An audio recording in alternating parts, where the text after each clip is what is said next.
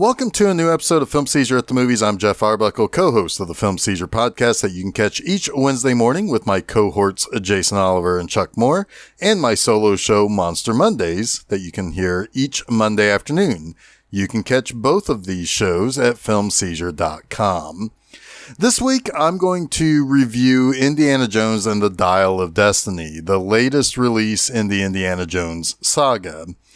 And I'm going to talk a little bit about the series itself, too, and how I kind of feel about Indiana Jones as a whole. And, you know, some of that stuff that kind of goes into why he's such a great action-adventure hero. And I think that's the best place to start. The genre itself, action-adventure. And to me, that's a very specific term and subgenre. Yeah, your straight-up action films would look a little bit like typical 80s movies starring Stallone or Schwarzenegger or Chuck Norris. But under that surface, you have action thriller films. These are your Clint Eastwood movies, particularly the Dirty Harry movies, or the Charles Bronson movies like the Death Wish series or 10 to Midnight. Of course, there are spy thrillers and spy action movies that you find your James Bond and Mission Impossible movies settled in. But to me, there's no more classic genre in film than adventure films. While any other action movie could have our hero globetrotting and going to exotic locations, adventure films tend to have tend to have a set of characters that are something similar to what you would think of as explorers. One movie that I think is not often listed as an adventure film, but fits all of the hallmarks of being an adventure film or an action adventure film is King Kong. You have people going to a mysterious island with mysterious people and a really big mystery living in the jungles of that island. Adventure has an element of discovery to it. And I would say if you go back to a certain time in Hollywood, adventures would have been one of the primary genres that made a lot of studios a lot of money. And that was obviously the inspiration for George Lucas and then later Steven Spielberg when they came along to do the Indiana Jones films. Like Star Wars, Lucas was specifically looking to create an updated version of those old movie serials from the 30s and 40s. Originally, Lucas collaborated with Philip Kaufman until Kaufman was called away to work on the Eastwood Western The Outlaw Josie Wales. Later, when Spielberg told Lucas that he'd like to do a James Bond film, Lucas pitched the Indiana Jones concept as a better idea than a Bond film. And certainly, when you look at the box office gross of those earlier Indiana Jones films, it probably was a better idea than doing a Bond movie. And Spielberg loved it and loved that, he wouldn't have the typical gadgets and stuff that Bond had. Being an archaeologist, Indy would have to survive on his wits and intelligence. And one of the things that everyone remembers about Indiana Jones is that he is indeed an archaeologist. One thing I don't hear too much about when people talk about these movies is that he's actually a professor of archaeology at the fictional West Coast college called Marshall College. It's through that college that he has the funding to do what he does. It informs us that he's actually provably smart and learned and scholarly. When you see him in his more buttoned-down teaching profession, he actually comes off almost like a nerd. However, like a good 30s or 40s pulp adventure hero, he's this rugged brawler and quick with a gun. His leather jacket, brown fedora, khaki shirt, and pants are standard for adventurers of that era. And this series certainly took that on from those other movies that it was inspired by. However, what makes Indy so much cooler as an action star is that bullwhip and satchel.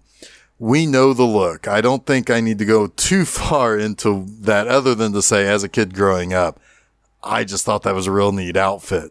I'm not kidding. I mean, part of the reason why I have for about the past 20 years or so often opted to wear a messenger bag strapped across my torso at conventions was to kind of feel like Indiana Jones going on an adventure to find cool stuff and obtain it. Archaeology is absolutely part of attending a comic book convention. In summer of 1981, that first Indiana Jones film came out, Raiders of the Lost Ark. Now, we covered that movie on Film Seizure a couple of years back. I think most people remember what that was. Indy goes up against Nazis in 1936 to make sure those dastardly villains don't obtain an immensely powerful thing that was the Ark of the Covenant. And to me, it is nearly as perfect an action and adventure film that has ever existed. I think it is one of Spielberg's very best films, even among his Oscar winners, Schindler's List and Saving Private Ryan. It's so perfectly paced. It's full of wonder. It's perfectly acted by Harrison Ford, Karen Allen, and John Rhys-Davies. For a movie that takes place in a desert location like in Egypt, it even looks beautiful on a mostly monochromatic color palette. The great thing about Indiana Jones is that he's not just the know-it-all hero guy that would have been seen in those earlier versions of those types of movies, but he's also cynical. He's gruff when he's on the job. He's not surly, but he's also not naive. He's traveled the world a few times over, and he's seen some people do crappy things, and he's been someone who's done those crappy things himself. He's usually scruffy. He's not an angel. So that gives him a little bit of that noirish anti-hero characterization as well. As an example of fairly top-notch writing, we know a lot about Indiana Jones's character in just the first act of that first movie. From there, we can see him do what he does for the rest of that movie and, frankly, the rest of the series. I love that we don't meet Indiana Jones at the beginning of his career as an adventurer. He's been at this for some time. It's also a great movie made even greater by having this amazing soundtrack scored by the always fantastic John Williams. It's one of those theme songs for a character that immediately conjures up the hero, basically the moment that you hear it. And then in 1984, the sequel arrived, Indiana Jones and the Temple of Doom. Now, here's the thing. It's both a sequel and a prequel, as it's set 1 year earlier than Raiders of the Lost Ark, which is 1935. From what I basically understood is that the main reason to do this it was to kind of keep Indiana Jones somewhat virtuous while having a different leading lady in Kate Capshaw. Considering it seemed as though Indy reconnected with a former love, the concern was that we'd think less of him moving on to another girl right away. But whatever. That movie deals with more religious and superstitious artifacts. It's a lot darker. And to be honest with you, I never really cared that much for the movie. It's kind of known for, like I said, being a really dark outing for Indy. And this was by design by Spielberg and Lucas. Lucas was kind of going through a rough period in his life, and so he was kind of thinking much darker. And some of it's tonally kind of weird also because Spielberg wasn't in that same headspace as Lucas was. I don't know, but it is one of the movies that directly led to the PG-13 rating, being created, as that was kind of put into effect a couple of months after the release of this movie. Other ones that would certainly be reason for that rating to be created: Gremlins, which came out just a few weeks later. Ghostbusters, I would certainly say, is another that could have been considered for that PG-13 as well. Now, while I don't mind darker takes and slightly higher stakes that kind of come along with that, the movie just didn't quite fit right for me with the Indiana Jones character. I still like some things in the movie. I like Short Round, Indiana Jones' kid sidekick in this movie. That felt very comic booky, or like those Saturday serials for kids. I like the opening scene in Shanghai.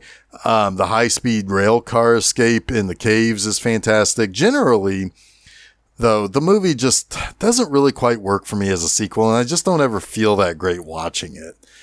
In 1989, though, Indiana Jones and the Last Crusade came out in one of the greatest summer movie slates in film history, certainly of my life.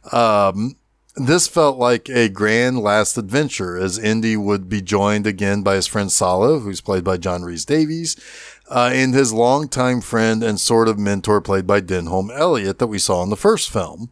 However, we also get to meet Indy's father, played by Sean Connery. This was more of a direct sequel to Raiders of the Lost Ark, as it is set in 1938.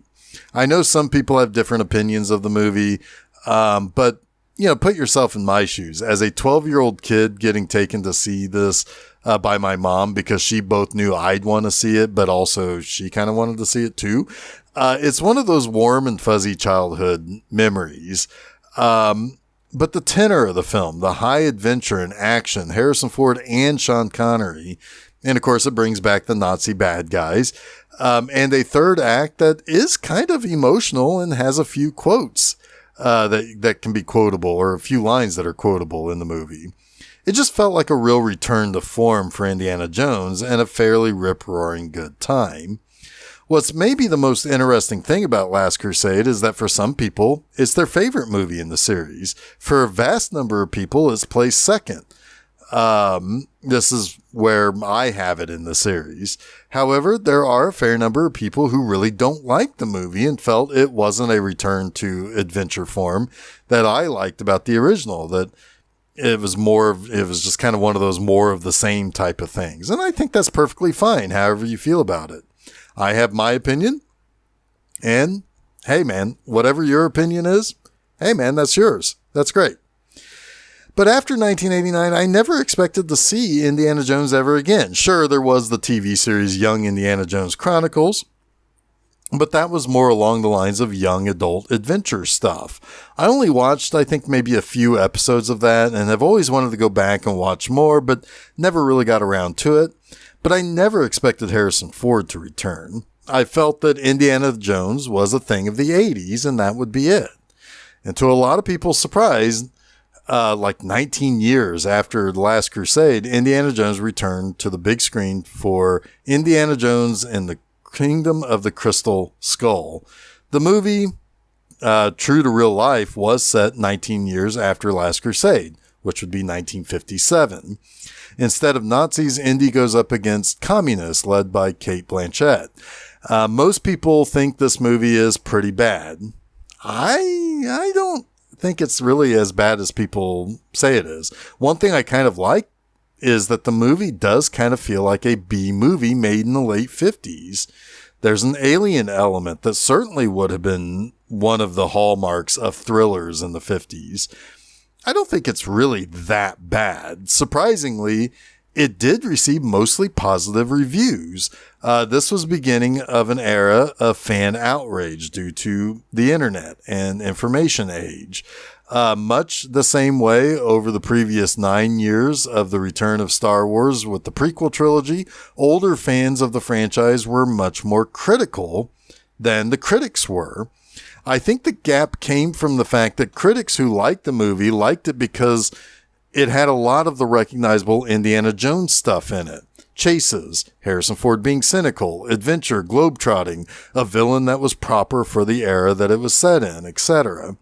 I think that's why I don't really go hard against that movie either, as some people do. However, it seemed as though the Indiana Jones series was basically over. Part of this was Harrison Ford was aging out of believable action hero physique and stature. Part of this was Spielberg and Lucas seemed to just kind of be done with it all. And of course, the loudest of the negative reactions from the fans likely made it kind of unlikely another movie would come along. If there was anything that anyone could expect, it would be recasting and starting over. However, I don't know that would have gone over all that well either. And to a lot of surprise, 15 years after Crystal Skull, we have a new Indiana Jones movie, and that's what we're really going to talk about here. Indiana Jones and the Dial of Destiny. Steven Spielberg and George Lucas are indeed done, but Harrison Ford is back as an Indiana Jones that seems to be kind of at the end of his career as a professor and archaeologist. Taking over as director is James Mangold, whose last two movies got him Academy Award nominations for Best Adapted Screenplay for 2017's Logan, one of the very best comic book action dramas made to date, and for Best Picture for 2019's Ford v. Ferrari. I feel as though that the absolute best guy to take over this was James Mangold, and when I saw his name attached to this, I was given some decent expectations. So, how do these expectations pan out? Well, I'm actually not entirely sure, if I'm being honest. Let's try to work through this, right? Let's try to work through how I feel about Dial of Destiny. There's a strange thing that, or there was this thing that was said about 25 years ago, almost 25 years ago, by Roger Ebert. It sounds kind of strange to hear it, but it actually kind of makes a lot of sense. And that clip from that episode of Siskel and Ebert is starting to kind of make the rounds again. And to paraphrase it, you basically said, I don't go to an Indiana Jones movie for character development. It's about as true as you can get. While it is certainly okay for us to get a check-in on Indy and, what thing is going on in his life that might mean that his friends are not as nearby as we might like them to be, or why he's not settling down or whatever. That's kind of always been a part of the character way back in Raiders of the Lost Ark. However, with each passing movie, Harrison Ford is getting older, especially in these last two movies. So as the character loses a step in action man standards, that means you have to fill the movie with something, and that something almost has to be character development. In the previous movie, we learn about how he and Marion had a kid. In this movie, we learn why they aren't, why those two characters aren't around, and why they're not going to be part of this movie. Add to that the addition of a goddaughter in Phoebe Waller-Bridge. So again, Ford is aging, and we have to kind of place him into a parental type of role, or so we kind of think. There is kind of an issue with Phoebe Waller-Bridge's character that turns out to be something other than what you might see in the trailers. She's used as kind of a statement on modernity, and I will come back around to that in a moment. However, she and other supporting characters in this movie kind of start to become my main issue with the movie. There are characters that are so shallow in this movie that it grates on my nerves throughout the runtime. And it is a long runtime. It's 2.5 hour movie. There's one henchman to Mads Mikkelsen's Nazi scientist guy who is flat out hilariously murderous. It seems like all he wants to do is kill people, and boy, oh boy, are a lot of people killed in this movie. Unfortunately, it's the kind of wanton murder that isn't so fun, and there are a few times where I kind of felt bad seeing somebody get killed. I mean, it's fun when Nazis get killed in the cartoonishly wonderful ways they do in this movie, but not some of the other more personal killings that happen. So yeah, we have characters in this movie that become problems. We have murders that make me feel bad in this movie. These are issues. However, I do wonder if the more I think about this movie, or the more I maybe go back for a repeat viewing, the more I will come around on a thought I had knocking around my head when I was driving home from the theater. It's possible these elements are trying to explore an aspect of a theme I really did kind of start to recognize or try to puzzle out while I was watching the movie. And I will come back around to that again in a moment, but it is quite clear that Indiana Jones is himself a relic of the past. He and Mikkelsen are presented as people who the modern world have kind of left behind in favor of technology and kind of a different way of life. It's likely that some of these things that didn't sit too well with me is trying to basically say that one of these geezers is finding people he needs to succeed in his quest that will be willing to pull triggers, and the other is putting his faith in the wrong people, and that trust is misguided because he's kind of part of a past that doesn't exist anymore in the modern day. Sadly, it's our hero who's saddled with people around him that aren't easy to like and make us want to kind of scream at the screen that he needs to toss those people out of the plane and move on without them. But let's circle back around to that modernity thing with this movie.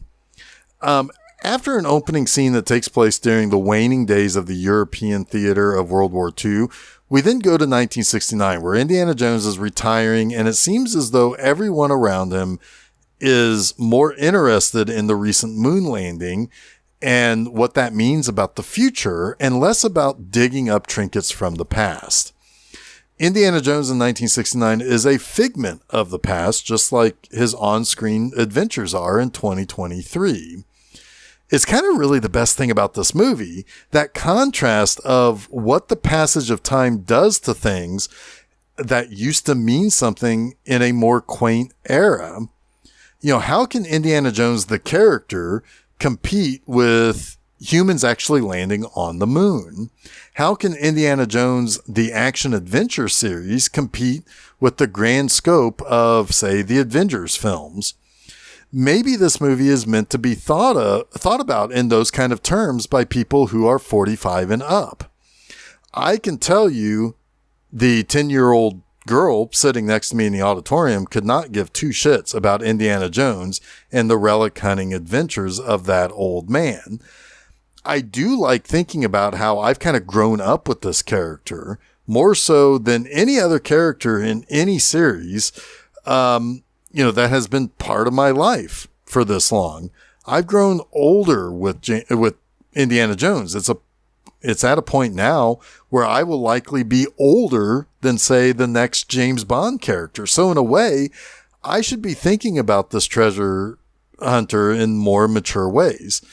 It's a movie that still mostly kind of looks like these, movies always have. The effects are smaller in comparison to the Marvel or Star Wars films, and I kind of like that. So neither Indiana Jones, the guy, or Indiana Jones, the series, can ever really be considered something modern. He has to be that relic of a simpler style of action film. We need to see him digging around in musty and dusty old caves and caverns and tombs, not dealing with world-threatening situations. Yes, he is kind of dealing with something that is kind of world-threatening in this film, but how he deals with it is different. What he wants in the end is different. And I am glad he doesn't get what he wants, but it's a different way to look at how this character has grown and what he thinks his future is compared to, what we know he was in the past. So in a way, this movie does do something that you wouldn't expect to do, which is make us think about his characterization and how he's gotten older and what that might mean and how that might affect us as we've kind of grown older with this series. I also do like the idea, and again, this kind of ties to that modernity thing. I do like the idea that the world has become a more complicated place. If we kind of think about it, there is one thing this movie does that is really kind of interesting, and that does explore the concept that all these guys that Indiana Jones has punched in multiple movies, that there was a whole war to fight, to defeat, we ended up hiring them in the United States. There's a term that's used in this movie a couple of times, and that is to the victor, the spoils.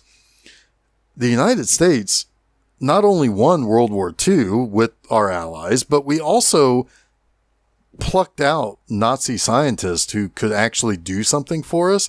And that's an uncomfortable fact that we have to live with. And it is something that does make us think that, wow, things aren't as simple as we like to think they are, especially as time progresses and we kind of see ourselves using that knowledge from those people that kind of make us sometimes not the best people in the world, or at least not the best country in the world, or the best leader, or the most influential, or the ones that lead by example the best. So that is also something that that does kind of play out in this movie that I do kind of think about a little bit.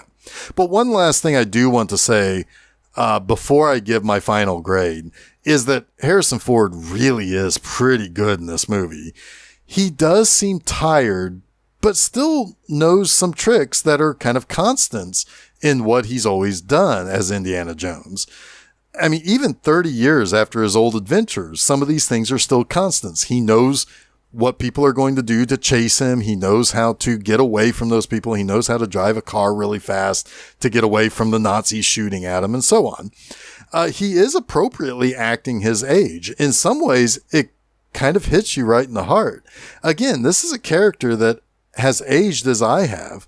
He and I are different than we were in that first adventure. I mean, obviously, because I'm at least a little more mature than the 4-year-old I was in 1981.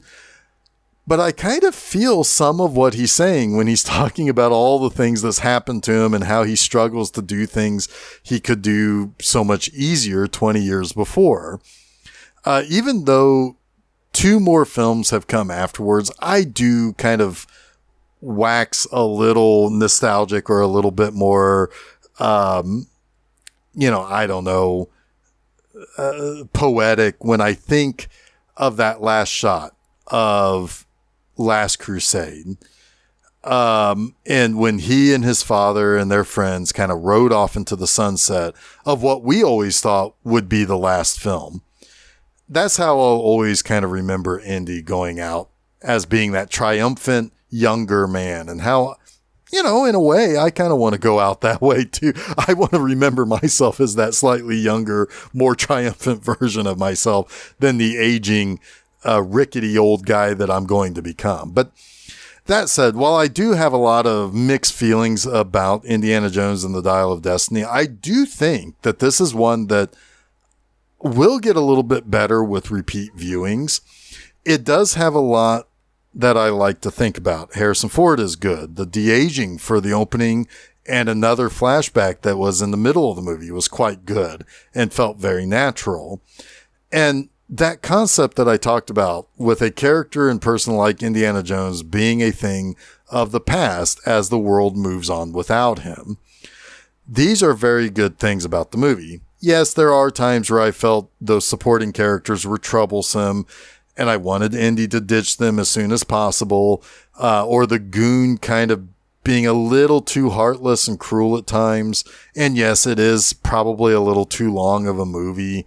But in the end, this is riding a line between a positive C+ and a B-. But I will go ahead and tip it over to a B-. It does feel a little fresher with James Mangold at the helm. And I don't see any possible way for there to be a follow-up to this movie, at least with Harrison Ford. And with that, and how I said I'll remember Indy riding off into the sunset in 1989, I do think I'm in a good place to say goodbye to Indiana Jones. I don't need to see any more of his adventures, and I don't see any reason to think that there are any good reasons to do any more movies right now. Someday I'm sure he will get recast and there will be new Indiana Jones movies. I don't know of anyone right now who could possibly step into the hat and whip and pull it off in any good way. But let's just let it be for now. It's been a good run and, we've had a lot of fun. But maybe it's time for the entire thing to kind of ride off into that sunset itself. Don't forget to follow Film Seizure at Facebook and Instagram so you can be made aware of new episodes of our various shows as they drop.